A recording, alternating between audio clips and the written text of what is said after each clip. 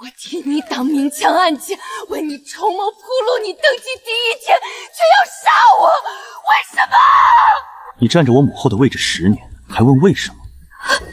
我的母后当初不过是觉得宫里闷，想出去玩几日。可你们沈家倒好，迫不及待地把你这个女儿送进宫邀宠，让我母后有家难回，在外受尽苦楚。真该死！你说什么？沈如锦她当年不是跳下宫墙？好侄女，死在宫里多晦气啊！好侄女，谢谢你替我养大了恒儿。你还活着？你假死出宫！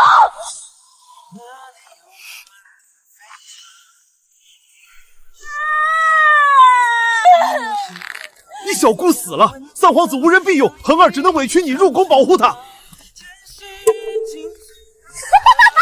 假死！你不想做妃子受苦，却想做现成的太后。我沈家倾注全族之力保她，竟全是你算计好的。别人的始终是别人的，若有下辈子，好侄女可要记得生个自己的孩子啊！你利用我？哦，对了，你还不知道吧？当年你怀那个孽种，恒儿端给你的那碗药，可是我托人送进宫的方子。小环，你10岁那年，那碗药是你故意的，那可是你未出世的弟弟啊！你若生了亲儿子，哪里还会全心全意辅佐朕？跟他废话什么？勒死他！小环，沈如锦，若有来世，我不做替死鬼，我要你们一个个下地狱！沈家满门流放宁古塔，男丁世代为奴，女便冲入教坊寺。我没死。娘娘您醒了，您病这几日，三皇子日日守在床前照顾您，今日一早就去御膳房煎药了。这深宫里，谁不羡慕娘娘有个这么孝顺的好大儿？药，小环今年几岁？娘娘睡迷糊了。三殿下过完年刚好10岁啊。10岁，这是我入宫第3年，我刚怀上身孕还未发觉的那一天，就是今天，萧恒端来那碗掺了绝丝药的汤，害我流产，终生不育。苍天有眼，我竟然重生了。母妃，您病这几日，儿子寝食难安，特意去太医院寻了这药，您快用了吧。母妃，您病这几日，儿子寝食难安，特意去太医院寻了这药，您快用了吧。跟记忆一模一样，上一世喝下这药就小产，从此没了生育能力，更与皇帝萧生了剑合，从此我们2人形同陌路。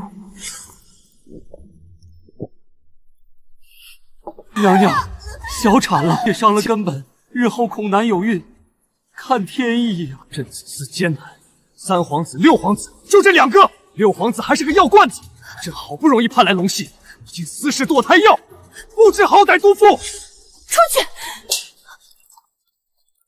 母妃身子难受，对儿子怎么发泄都行，但您莫要耍脾气不喝药啊！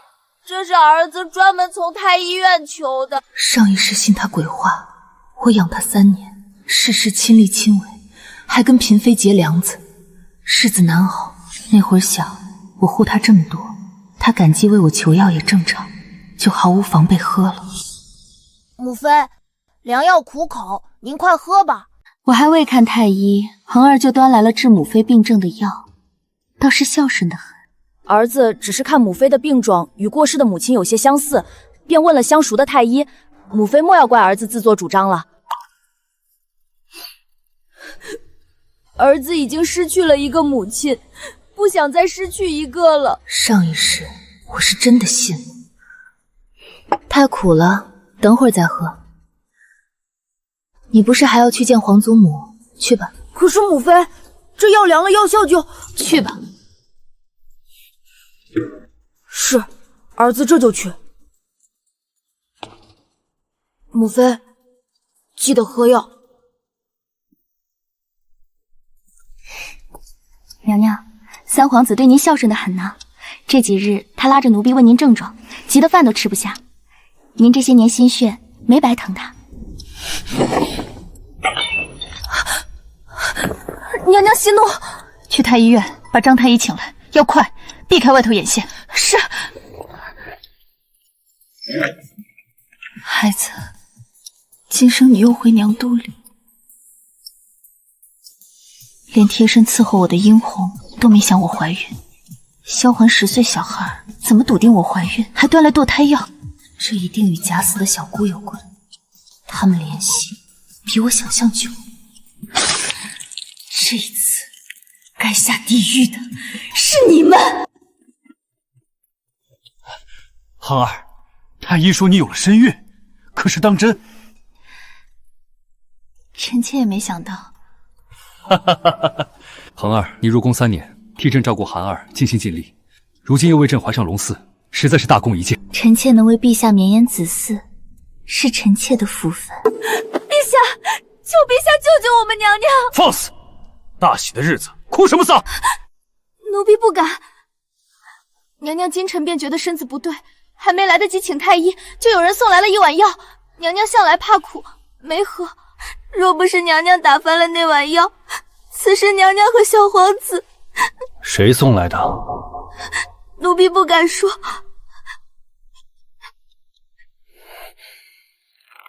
陛下，是恒儿。他才10岁，他怎么会？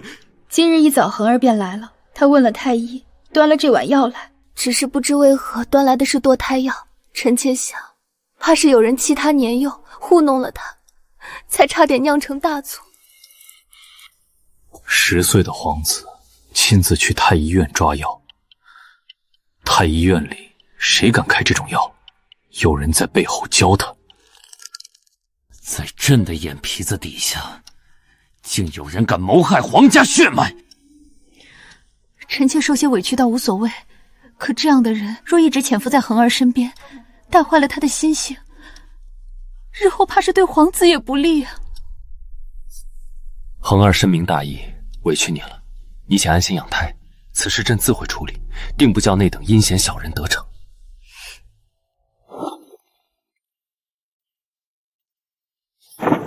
来人，去把三皇子给朕带过来。娘娘，那药是三皇子端来的，您方才怎么替他说话？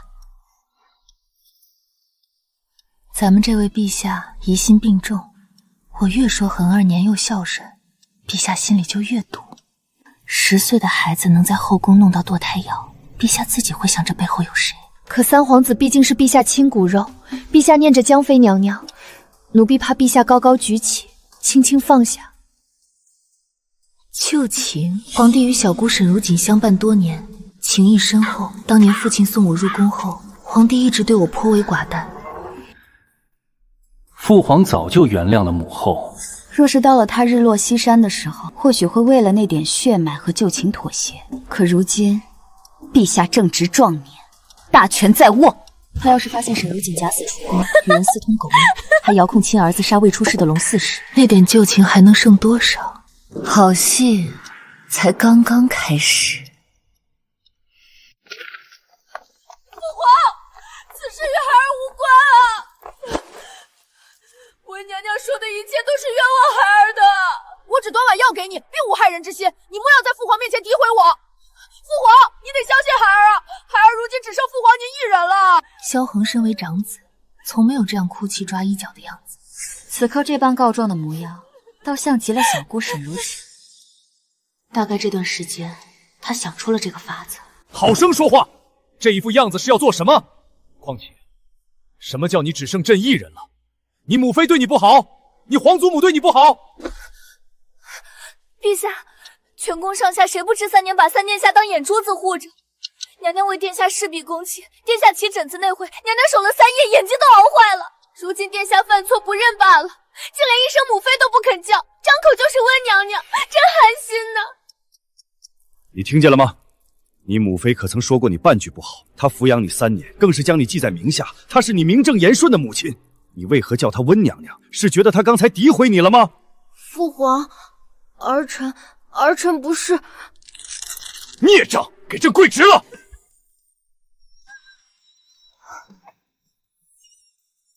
请陛下恕罪，殿下绝无不敬温妃娘娘之意。殿下对王武爱重，难免对温妃娘娘有些不周的地方，这也是为人子无奈之处啊。好一个牙尖嘴利的小丫头，把对我的伤害与不敬，轻飘飘的一句思念生母就全洗白了。我们殿下最是重情重义，说话虽是激动了些，可不会因为有了养母而忘记生母的付出。父皇，儿想生母啊，儿真不是有意的。上一世我小产后，把萧恒身边的人换了个底朝天，就这一个洒扫允奴，太不起眼，就没动。看来这是小姑留下的人，早就算到将来的养母会清洗萧恒身边的人，便特意将这根钉子放在了最不起眼的位置，真是好算计。罢了，恒儿，你思念你母妃，朕不怪你，但药膳之事关乎龙嗣，以后切不可再胡乱插手。孩儿知错了，孩儿再也不敢了。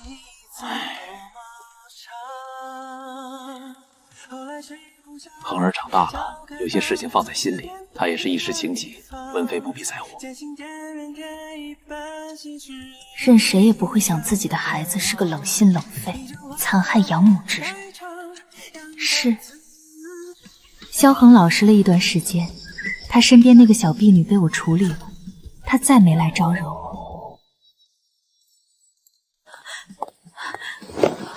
臣妇参见温妃娘娘。娘，这里没有外人，您跪什么？上一世临死前家族被流放，我连母亲最后一面都没见着。娘，女儿好想你。我的儿，娘也想你，好好的怎么哭？你在宫里受苦了。苍天保佑，保佑是个皇子，一定要是个皇子啊！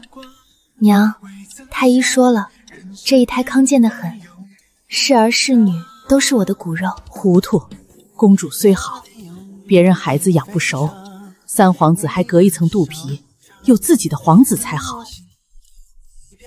大伯父那边最近可消停了？你有身孕，二房日子好过多了。你小妹前几日和大伯家孩子争执，那些人竟向着你小妹，哥以前早拉她跪祠堂了。自从你小姑生下三皇子，成了贵妃，我们一家……娘，我都知道，祖父死后不许分家，一半家产留大伯，小姑成贵妃，大伯在族中成土王帝。二弟，我庶长子怎么了？当年父亲要把家主给我，我妹妹如锦，陛下最宠贵妃，修缮祖坟前，你们二房多出，不服，去跟祖老说呀。若不是如此，你父亲哪舍得让你14岁便入宫呢？家中所有的决议要你伯父点头，族中长辈才点头。这个家主当的还没外面的店小二有权利。这一世我一定要护爹娘周全。娘，小姑没有死。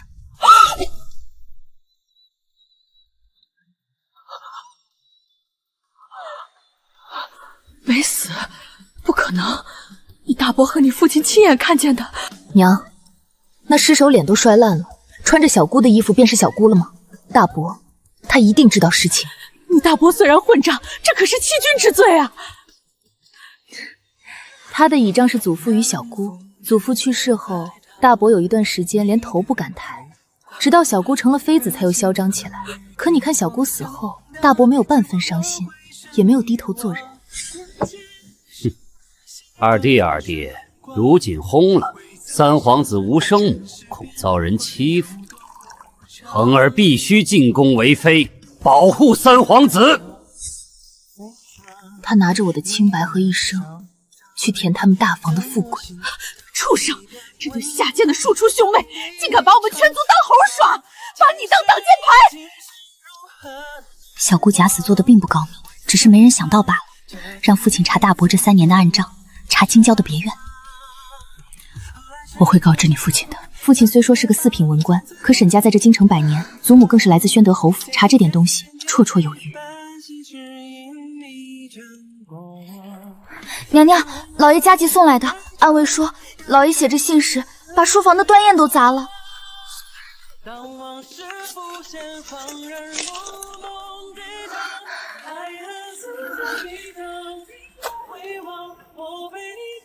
小姑怀孕了。陛下的妃子假死出宫，在外头怀了野种。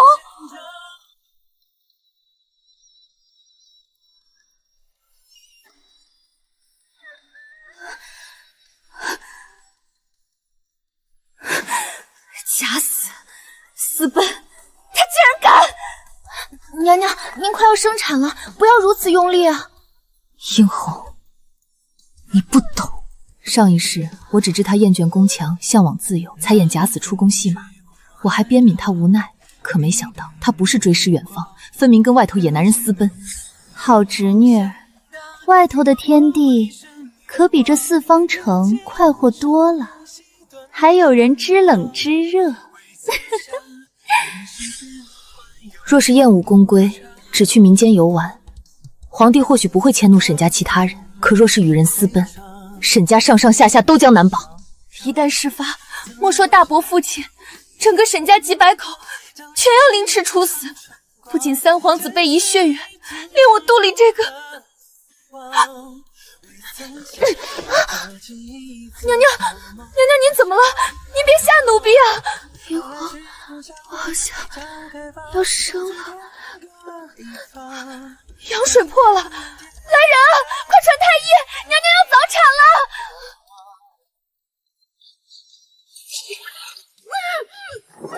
娘娘用力啊！看到头了！痛，太痛了！前世没生过孩子，把骨头拆开，不知这痛要骨头头若是小姑的事情被发现，那我现在早产也会是皇帝怀疑我的证据。我现在竟要保护沈如命，祈祷她不被发现，真是可笑极了。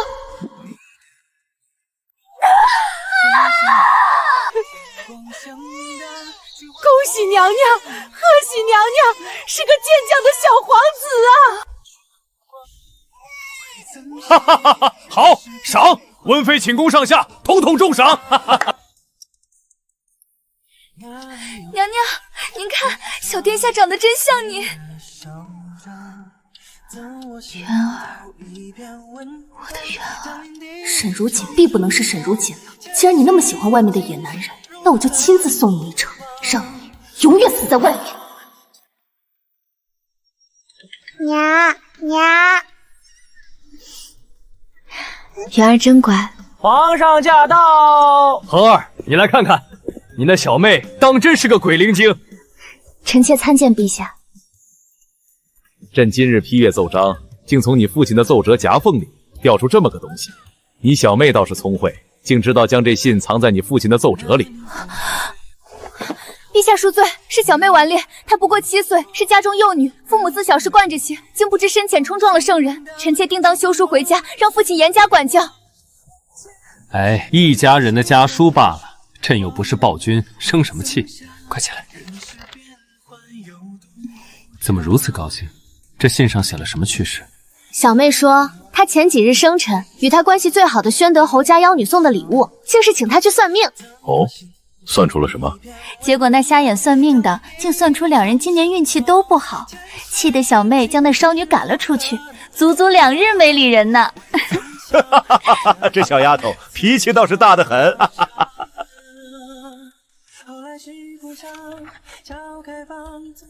还有前几日施粥，有人为了多要点粥，竟敢冒充臣妾那早已薨逝的小姑。冒充锦儿？可不是嘛，那女人竟挺着个大肚子，口口声声说自己是沈家的贵女，结果被小妹一眼就识破了，当场让人打了出去。这不，小妹特意在这儿跟臣妾炫耀她的火眼金睛呢。挺着大肚子的疯女人冒充锦儿，哼！这些刁民胃口吃屎，什么大逆不道的话都敢偏派。你小妹做得对，这种乱嚼舌根的疯妇就该乱棍打死。你们姐妹俩感情倒是好。兄弟姐妹就是这样，在眼前时嫌弃得很，总抢一块糕点，真要是走了一个，便会想念。若是皇家的孩子也像你们这般想，便好了。皇家的孩子，陛下说的是那个自私暴虐的萧恒吧？这大半年没了小姑留下的那些钉子帮衬，萧恒仗着长子的身份在上书房作威作福，如今皇帝看他，只怕是越看越心凉了。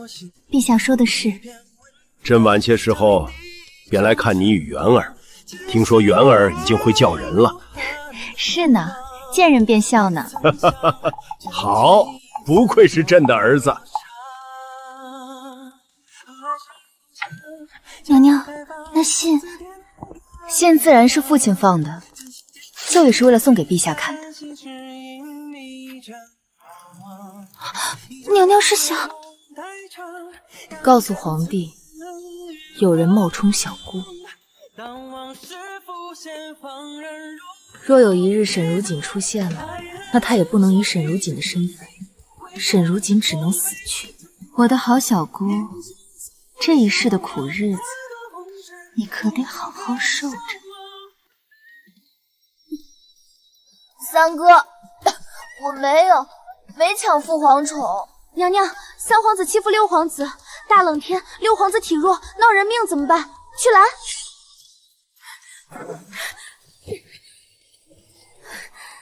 混账！皇子你也敢欺负？连夜送他出宫，不得有误。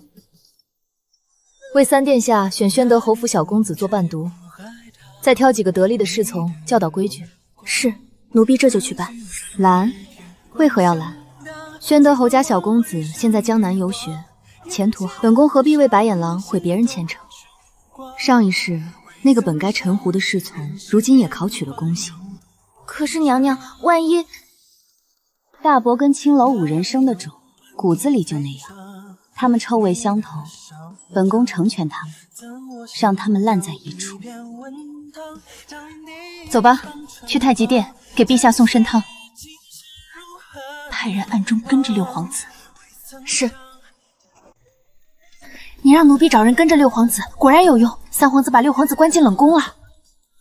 不出我所料，上一世六皇子的病逝与萧恒有关。果然是他。这一世我没有帮他换掉身边那些阿谀奉承的伴读和侍从，没人规劝他，这骨子里的恶毒发作的倒比前世早了几年。娘娘吩咐，淑妃身边的洒澡宫女彩云是你同乡吧？去，不经意的把这件事透给她，记住，别留痕迹。奴婢明白。娘娘，淑妃娘娘虽是六皇子的养母，可那是太后族女，又有亲生公主，对六皇子向来不上心。她会管六皇子？正因为她不上心，她才绝不会替萧恒背这个黑锅。六皇子死活她不在乎，但若六皇子死在她名下，惹了陛下厌弃，她岂能甘消？正因为她不上心，她才绝不会替萧炎背这个黑锅。六皇子死活她不在乎，但若六皇子死在她名下，惹了陛下厌弃，她岂能甘休？淑妃不求有功，但求无过。去吧，好戏开锣了。混账东西！太医院全是废物吗？六皇子若有三长两短，朕要你们全部陪葬！陛下息怒，都是臣妾的疏忽，是臣妾该死。臣妾没照看好六皇子，竟让他跑去了冷宫那种阴寒之地，臣妾罪该万死啊！疏忽？六皇子打娘胎里就带着弱症，怕冷，平日里出了寝官门走不了3步就传你告诉朕，他自己怎么跑去冷宫？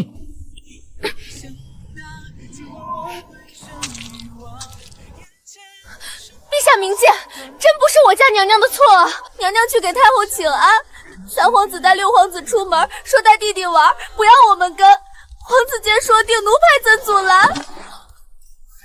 你说什么？是萧焕带他去的？少血口喷人！父皇，儿臣看冷宫梅花开好，带六弟去见识。后来他自己走去了冷宫，跟儿臣什么关系？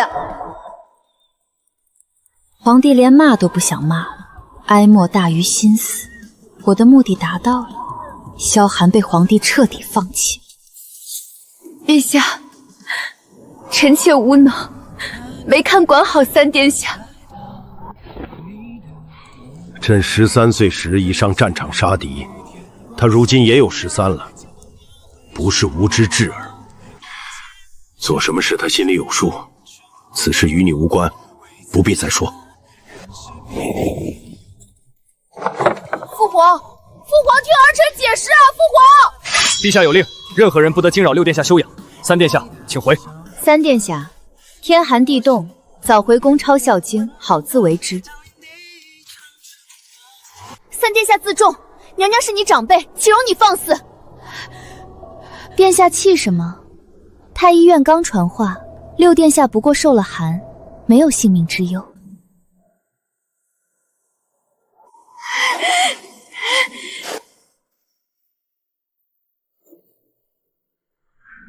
是，陛下不杀你，可这不代表他原谅了你。陛下只是把你当死人，从今往后，你命保住，储君位子跟你无关，你出局了。殷红，回宫。荒唐，简直是荒唐！这都3天了，三殿下被扔在上书房偏庭抄经，连口热饭都吃不上。你这个做养母的，居然在这躲清闲！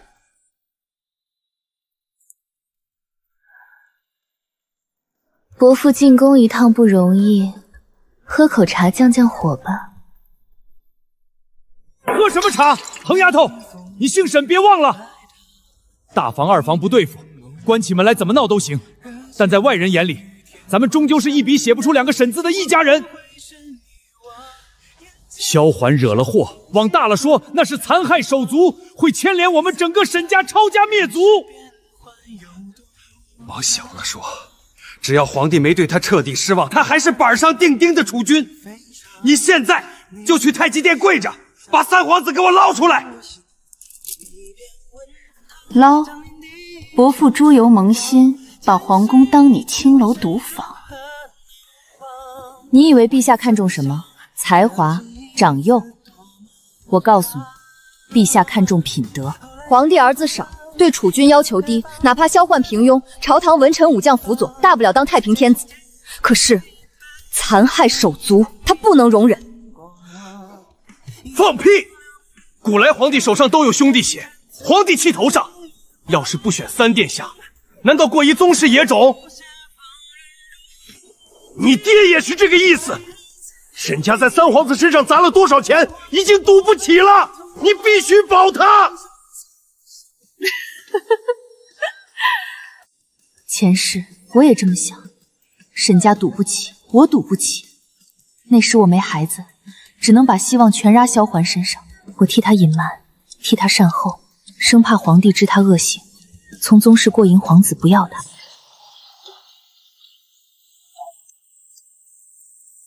陛下，和儿年幼无知，求陛下开恩。伯父，你塞满铜咒脑子，真看不清天下局势。以前陛下只有萧恒这个六皇子，他没选，可现在我生了元儿。陛下有健康聪慧的亲生骨肉，他有选择权，凭什么把大好江山交给没人性的畜生？你疯了！元儿才3岁，三皇子已经14了，你想让奶娃娃争大统？年纪小又如何？殷红，送大老爷出宫，再敢寝宫大呼小叫，乱棍打出去！好，你吃里扒外贱妇，一定不放过你，走着瞧！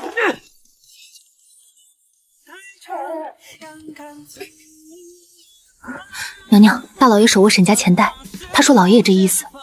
奴婢怕老爷为家族利益，正联合老臣强保三皇子。保？拿什么保？这一次他对六皇子下手，皇帝心里有数。因我生元儿，陛下有选择期，不缺继承人，所以他果断排除三皇子储君人选，萧焕彻彻底底成废弃。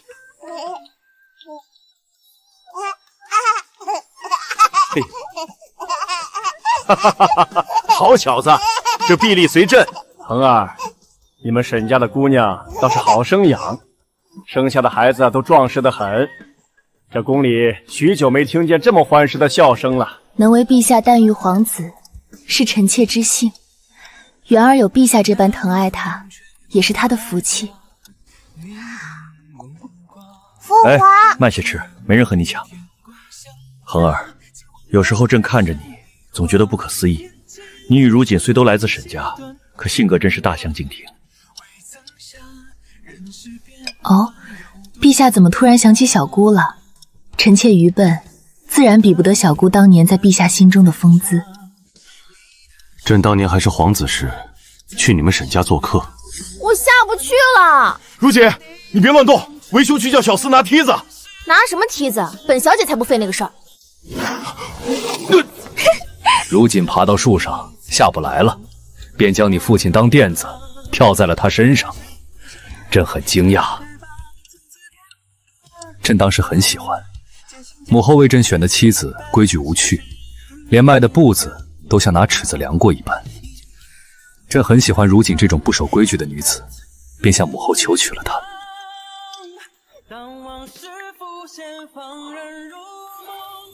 以至于忽视了皇后，也忽视了她与朕生的老大老二。皇后的事儿我倒听说过，大皇子与二皇子皆是出生不久便夭折，可那时皇帝宠爱小姑，宠得宫里宫外皆知。皇后深受打击，遁入空门，在皇寺修行，为皇帝和孩子祈福。她死于皇帝去世的2年前，皇帝没有废后，名义上的皇后依然是她，协理6宫的权力在淑妃手上。朕那时觉得如锦活泼有趣，竟还会找个垫子。可现在细想，那时她跳到你父亲身上，到底没把你父亲的命当一回事。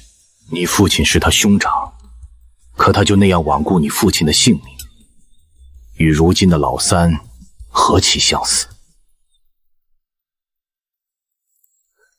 陛下说的是，此事臣妾听母亲嫌起过。那时小姑13、14岁，身量长开，体重不轻。她从2丈高的树上跳下，父亲接住她，断了2根肋骨，躺床3个月。伤这么重，你祖父不管？祖母心疼父亲，想讨公道。祖父偏爱小姑生母，对小姑宠爱。祖父说自己身体不好，连妹妹都接不住，没用。如锦摔坏，我还没找他算账。如今想来，母后当年说的没错。沈如锦那样的性子，极度自私，罔顾人伦，到底不适合生养皇子。他这辈子也就只配当个哄人开心的雀儿罢了。来人，传朕的旨意。三皇子萧恒性情暴虐，德行有亏，即日起撤他太傅伴读，让他搬离东偏殿，回皇子所。没旨意，不许出门。老奴遵旨。三殿下，陛下有旨，撤去您的太傅，请您即刻搬回皇子所，闭门思过。不可能，不可能！父皇不会这么对我的，我是长子，我是大周的长子，你们这些竟敢假传圣旨，我要见父皇！父皇，儿臣知错了，父皇，儿臣再也不敢。宫里宫外，所有人皆知，陛下彻底放弃三皇子了。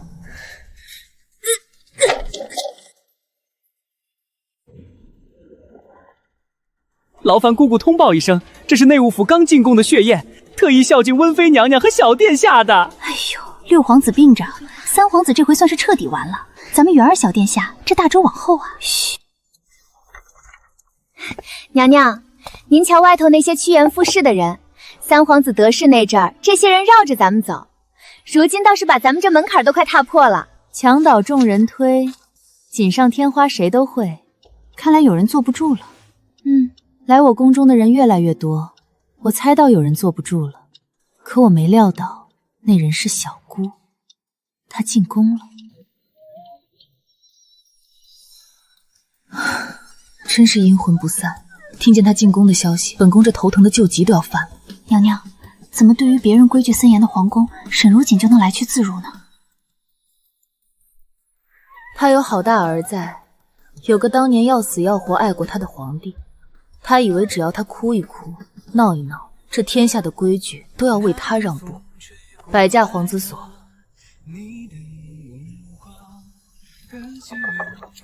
骗子，全都是骗子！我就知道沈恒那个贱人不安好心。他刚进宫那会儿对我百依百顺，替我挡灾，替我受罚，我还当他是个好的。亏得母妃你早早提醒，我才没掉进他的圈套。如今他生了那个叫元儿的小畜生，他的心思终于昭然若揭了。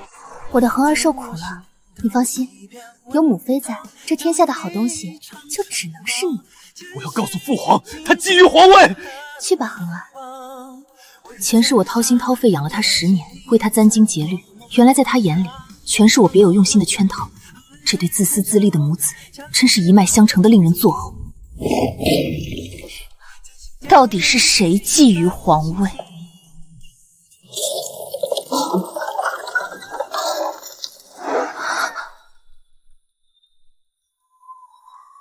毒妇，你还敢来？你害我被父皇厌弃，我杀了你！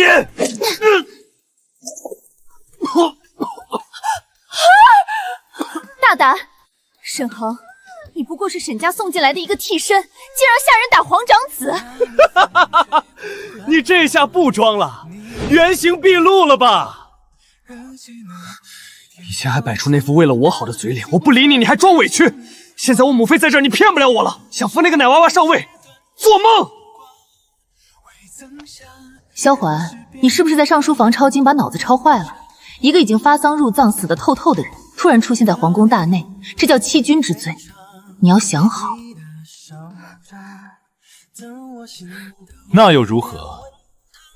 父皇对我母妃是刻骨铭心的真心。就算当年是假死，只要他肯回来，父皇只会高兴。跟你这种死皮赖脸被塞进来的替补可不一样。母妃，我们这就去见父皇，让父皇诛了这贱人的9族，封你做皇后。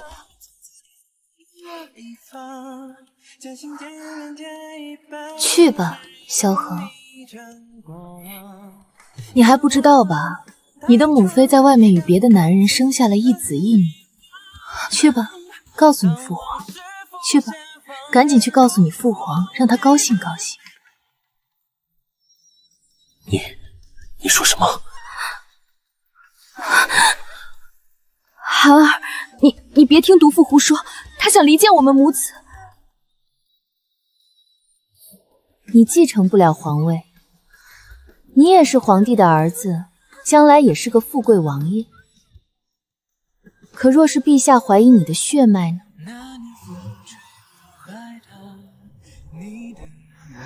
可若是陛下知道了沈如锦在外面与人苟色，你猜生性多淫的陛下会不会怀疑你这个大皇子到底是不是他亲生的？不，恒儿，你别听。萧痕，你养尊处优多年，甘心被沈如锦连累去死吗？况且你自私自利又一无是处，哪怕陛下大发善心，只将你贬为庶人，你又能干什么呢？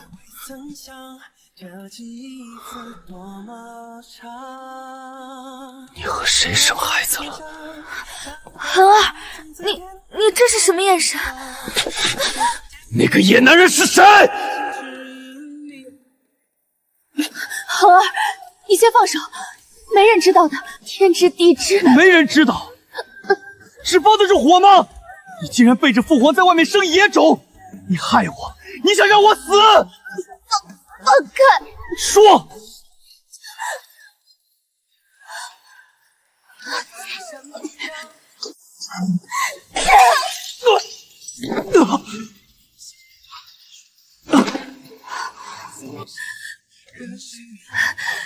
是，我是生了，那又如何？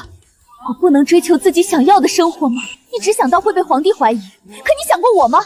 宫内规矩森严，我要被压得喘不过气。太后那个老太婆让我伺候她用膳，一站便是2个时辰，你体会过吗？那你就能把我独自丢在宫里？那你就能无视我的痛苦吗？我懂了，你回来是怕我做不成皇帝，不是心疼我是吗？你想当太后，却不愿守宫规，害怕我不认你，才一边在宫外与别人生孩子，一边用虚无缥缈的书信勾着我。你怎么能这么自私？你怎么敢这么对我？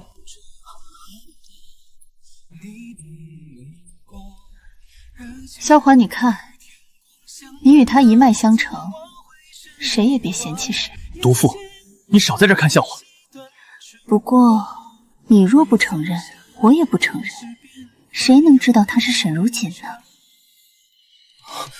大皇子，你的亲生母亲7年前就薨了，此刻正躺在皇陵里。是啊，你算什么东西啊？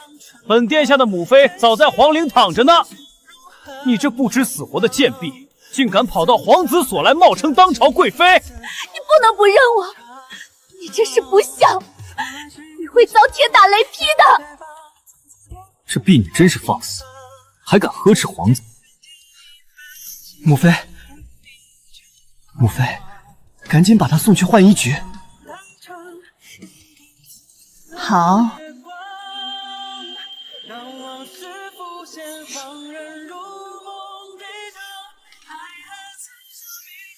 皇儿说什么便是什么。来人，来人啊！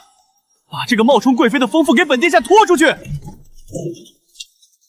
拖去浣衣局，没本殿下的令，不准踏出半步。敢胡言乱语，拔舌头！小何，我是你亲娘，石月怀胎的亲娘啊！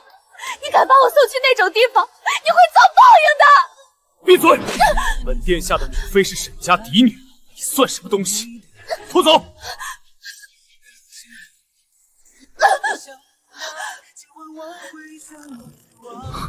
母妃，儿臣处置的可还妥当？儿臣对父皇对母妃从来都是一片赤诚。三殿下大义灭亲，真是让本宫刮目相看。既然殿下如此孝顺，就在这偏院里好好闭门思过吧。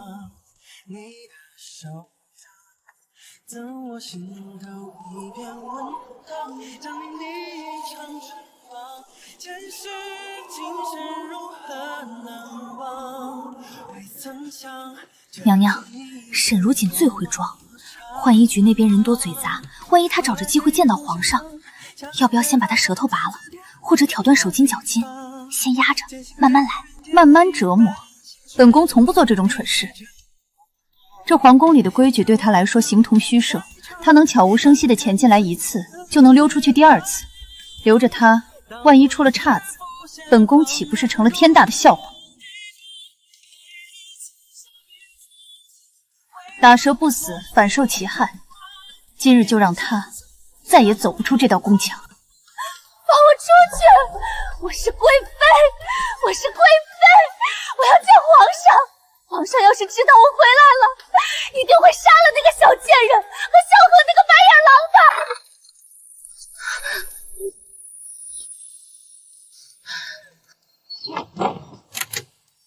沈魂，你这个贱人，都是你搞的鬼！我要撕了你！住手！放肆！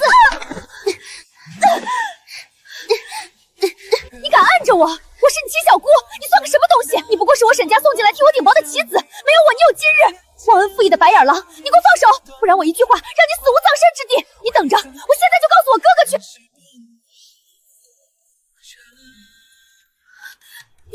你要干什么？沈寒，我是你小姑，你不能杀我！你敢动私刑，皇上知道了一定会诛你九族！废话真多。别人的始终是别人的，若有下辈子，好侄女可要记得生个自己的孩子啊！你利用我？哦，对了，你还不知道吧？当年你怀那个孽种，恒儿端给你的那碗药，可是我托人送进宫的方子呢。恒儿，我错了，我出宫，我这就走，求求你放过我！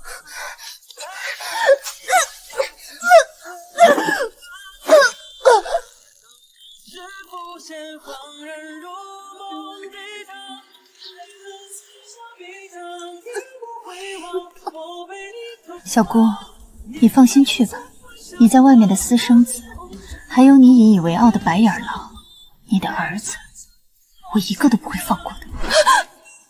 若有下辈子，可要记得好好养育自己的孩子。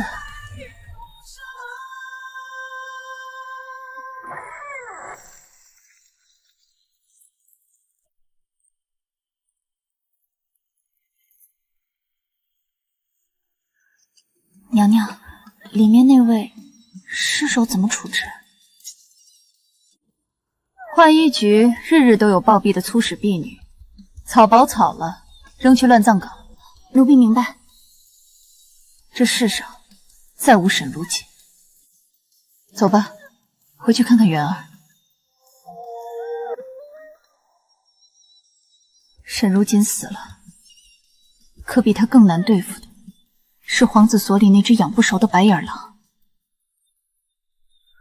元儿太小了，若按上一世的时间推算，陛下在4年后便会撒手人寰。到那时，元儿不过才7岁。娘娘在忧心什么？如今三皇子已经被陛下彻底厌弃，小殿下是陛下唯一健康的皇子，这储君之位已是囊中之物啊。你当大周的朝堂是摆设吗？主少国仪是历代大忌。若陛下驾崩时元儿未满10岁，大伯沈正德和那些手握重权的老臣定会以国赖场君为由，逼迫本宫和宗室让萧环继位。只要他身上流着萧家的血，只要他还喘着气，那些急于拥立新君、博取从龙之功的权臣，就能把他洗白成一朵忍辱负重的白莲花。我记得再过3年，皇上生辰宴上会有一场惊天动地的刺杀，这救驾的恩情，本宫要定。叫索，对。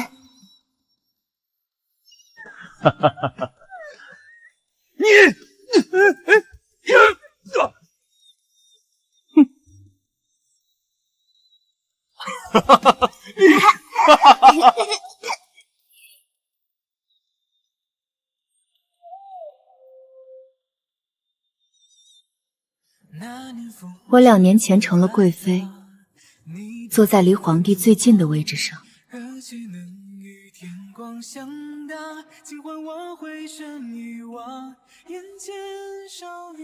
狗皇帝，拿命来！有刺客！护驾！快护驾！陛下小心！陛下，您快走，别管臣妾。恒儿，恒儿！以为本宫协理6宫是摆设，早在暗中把太极殿的护卫加了1倍。这几个人拔剑的那一刻就是死局。至于这道伤，不流点血，陛下怎么会记得这份情？伤口极浅，连毒都没沾上。我照旧装出虚弱模样，随时要晕过去。好了，太医说没有伤到筋骨，没事了。恒儿，你糊涂啊！元儿就在你旁边，刺客冲过来，你不去护着孩子，反倒扑过来救朕，哪有你这样做母亲的？臣妾是元儿的母亲，可臣妾首先是陛下的妻子，是大周的贵妃，没有陛下，哪有我们母子？若陛下有事，臣妾绝不苟活。朕坐拥天下，后宫佳丽3000，可生死关头，唯有恒儿将朕的命看得比他自己，甚至比他的亲生骨肉还要重。他是真的把朕放在了第一位啊！父皇，母妃，父皇，母妃。元儿乖，没吓着吧？你母妃为了救朕受了伤，以后你要好孝敬你母妃。父皇，儿臣不怪母妃没救儿臣，母妃教过儿臣，皇子有很多，可父皇只有一个。若是再有坏人，元儿也会和母妃一样，挡在父皇前面。好，好。不愧是朕的好儿子，皇子有很多，父皇只有一个，哈哈哈哈！好一个父皇只有一个。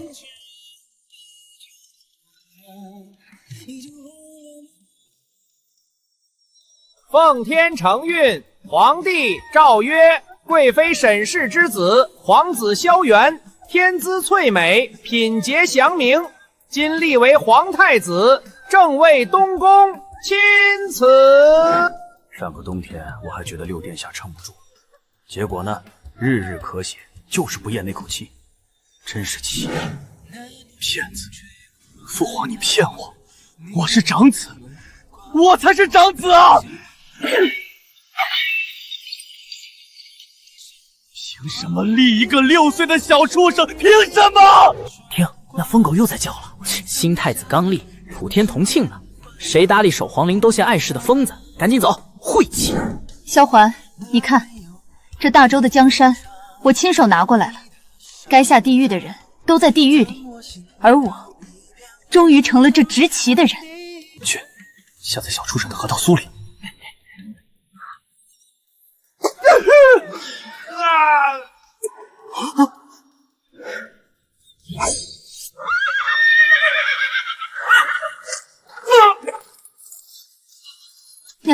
沈家大伯，三皇子屡次对楚军下手，这是证据。大伯还没死心，那本宫就替他死了这条心。娘娘，您的意思是？我是长子，我是父皇的长子。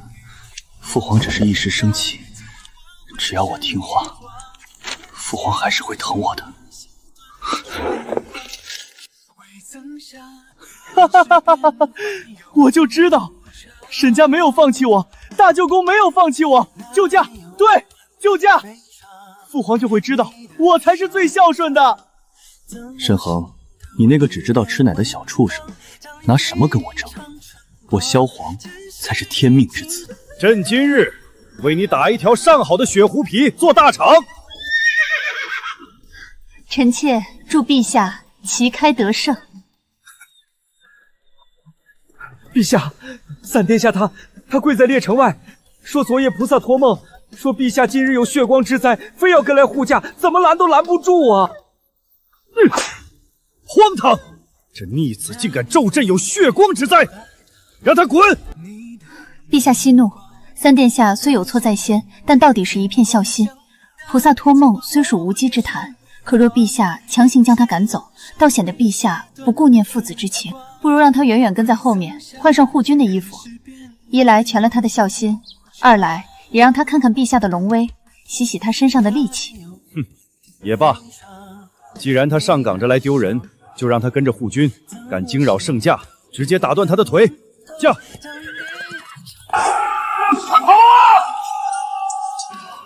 刺客呢？大舅公安排的假刺客怎么还不来？只要刺客一出，我冲上去挡一刀，父皇一感动，东宫之位就回到我手里了。有刺客护驾！正好！父皇莫慌，儿臣来救驾啦！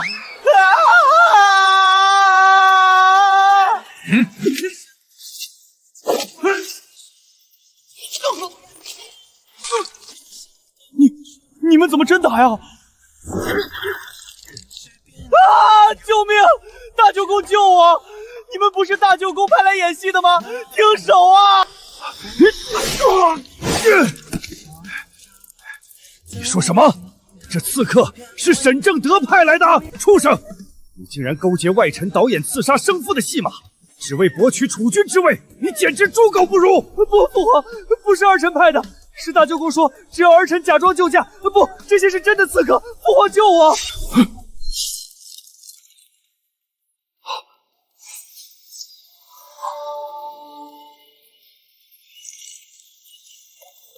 羽林卫听令，保护陛下，刺客一个不留！臣妾救驾来迟，让陛下受惊了。恒儿，若非你这一剑，朕今日命休也。你一个弱女子怎会剑术？臣妾想起三殿下那句话，实在放不下心，便去求了羽林卫统领，让他们暗中随护。至于剑术，臣妾在这深宫里护着元儿，总要学些保命的本事。朕没有你这样的逆子。父皇，儿臣真的不知道啊，是大舅公传信说安排了人手，儿臣只是一时糊涂，想让父皇重新看看儿臣啊，父皇。好一个想让朕看看你！为了你的储君之位，沈正德连朕的命都敢拿来做局。若不是这些真正的刺客碰巧赶上，朕是不是还要被你们这对蠢货当猴耍？萧环啊萧环，大伯传给你的那张纸条，当然是本宫让人调包的。刺客也是上辈子要混进在京城里的反贼。陛下息怒，想来三殿下也是受了伯父的蛊惑。伯父一直说沈家在三殿下身上砸了金山银，定是狗急跳墙，才出此下策。沈家，好得很。来人，将这逆子给朕挑断手脚筋，押回皇陵，永生永世不得踏出半步。传朕旨意，查烧沈正德满门，凡涉事者斩立决。不，父皇。儿臣是你长子啊！沈怀，你这毒妇，是你害我，是你换了纸条，对不对？小姑、大伯，去地狱里团聚吧。这大周的锦绣江山，从今往后是我元儿的。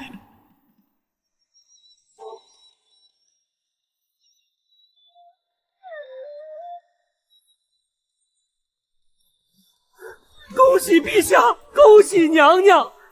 太子妃刚刚诞下皇长孙，母子平安。好，我大周后继有人了。元儿，快去看看你的长子，去看看朕的皇孙。儿臣遵旨，儿臣去就回，父皇一定要等儿臣。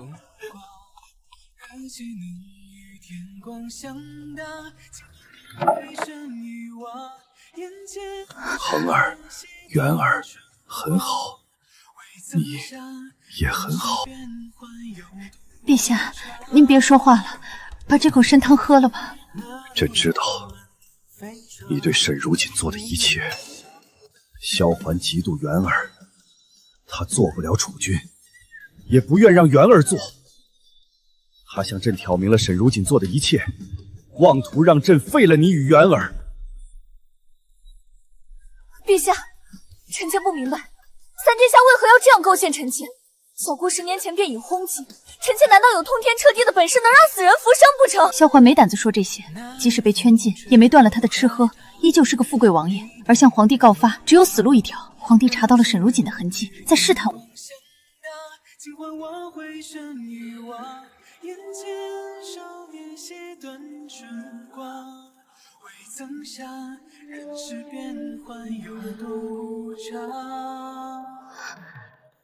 朕相信你的为人，也相信朕亲手养大的孩子。那日遇刺，你扑向朕，朕第一次见你这样规矩的女子那样慌乱，几乎顾不上所有的礼仪与规矩。朕才发觉，朕之所以不喜欢皇后，因为她始终规矩，对谁都是一样。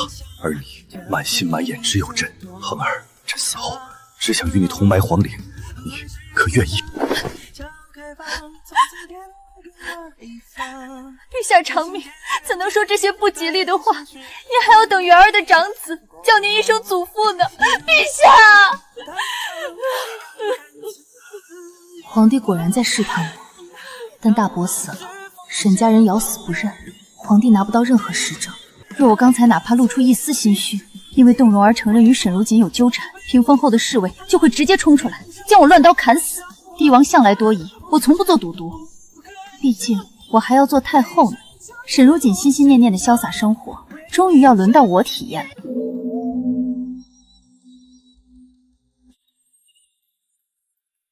新帝登基，太后娘娘千岁千岁千岁！父皇万岁万岁万岁！皇帝不愿重责亲生儿子，可新帝没那么大方。萧寒，你几次三番想对元儿下手，这笔账元儿今日便和你结清。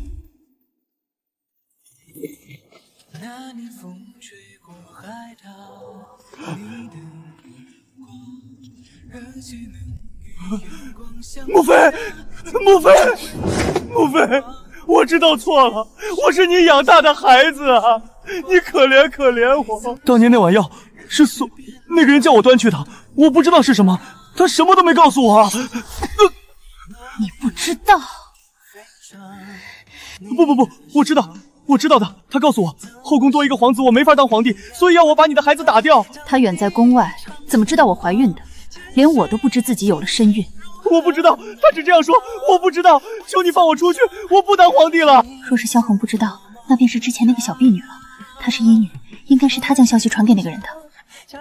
萧恒，你身后那棺椁里躺的是个替他而死的无辜之人，他生养你一场，你好好替他在这赎罪吧。不，放我出去！母亲，娘亲！别人的始终是别人的，这辈子我有了自己的孩子，有了这大周的江山，该下地狱的人一个都没逃掉。走吧，太后要回宫了。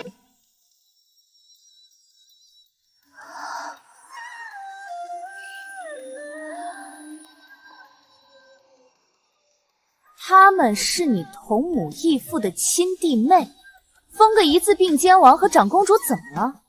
这大周的江山分他们一半也是你该做的。荒唐！你把2个连爹是谁都不知道的野种带进后宫，还想裂土封王？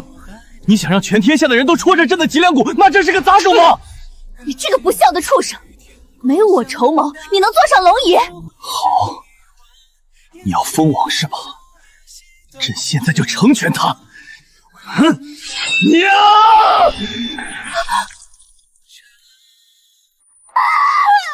我的儿子萧恒，疯了！你连亲兄弟都杀！挡朕的路，谁都得死！白眼狼，我能捧你上去，就能摔死你！去死吧！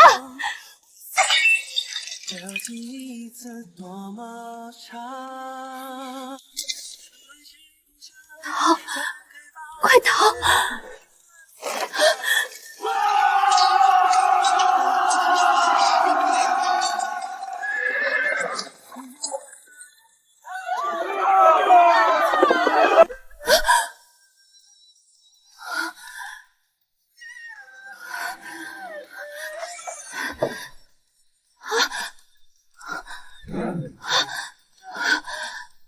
娘娘，您怎么了？咽着了。刘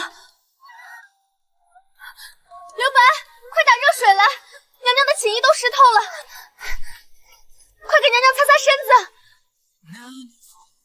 我久违的梦到了上一世，奇怪的是，这一次我竟梦到了我死后。退下，本宫无碍。深更半夜，你候在殿外，绝不是为了听本宫睡觉的动静。说，回娘娘，是皇陵那边飞鸽传书，萧环被吓疯了，在皇陵大喊大叫，撞得满头是血，活该。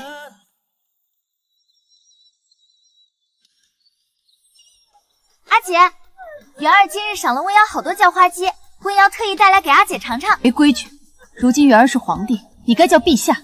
在温瑶心里，元儿永远是那个护着阿姐的好外甥，阿姐永远是温瑶的阿姐。瑶儿，你可知，这太平盛世是你前世在刀山血海里用命换来的。若不是你那封信，阿姐恐怕早就成了那白眼狼刀下的亡魂了。快走！磨蹭什么？狗皇帝！卸磨杀驴！沈如今你这毒妇，萧何你这白眼狼，你们不得好死！老东西还敢辱骂太后和皇上，给我死里打！你们这些乱臣宰子，你们不得好死！别打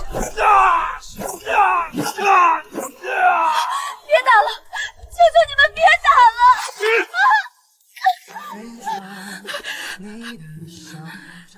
瑶儿，我们要好好活着，记得苍天有眼。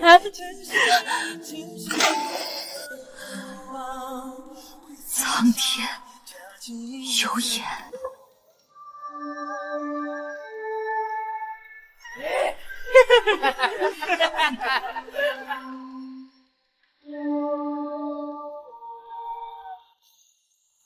皇帝驾崩了，天下大乱了，太后和皇上互杀了，叛军进城了。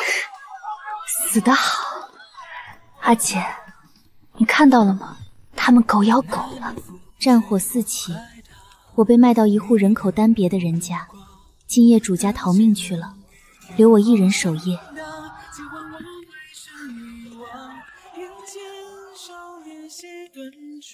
谁？让我住一晚，求你了！我把这些金银首饰都给你，别赶我走！小姑，沈文瑶，不要来找我，我不是故意的。那皇宫根本就不是人待的地方，太后那个老偏颇折磨我，萧衍那个老东西只把我当玩意儿，我只是想活得自在些，我有什么错？瑶儿，好瑶儿，我可是你亲小姑啊！你放我走，我以后给你当牛做马。体谅你。我爹被活活打碎了骨头的时候，你体谅他了吗？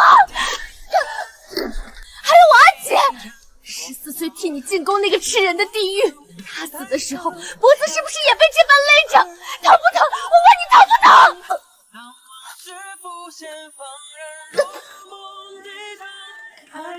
母亲，您看到了吗？苍天有眼。这里还有个活口！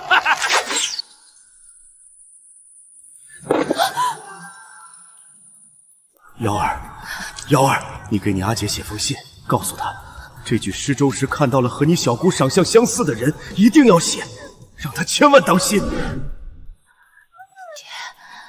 阿姐，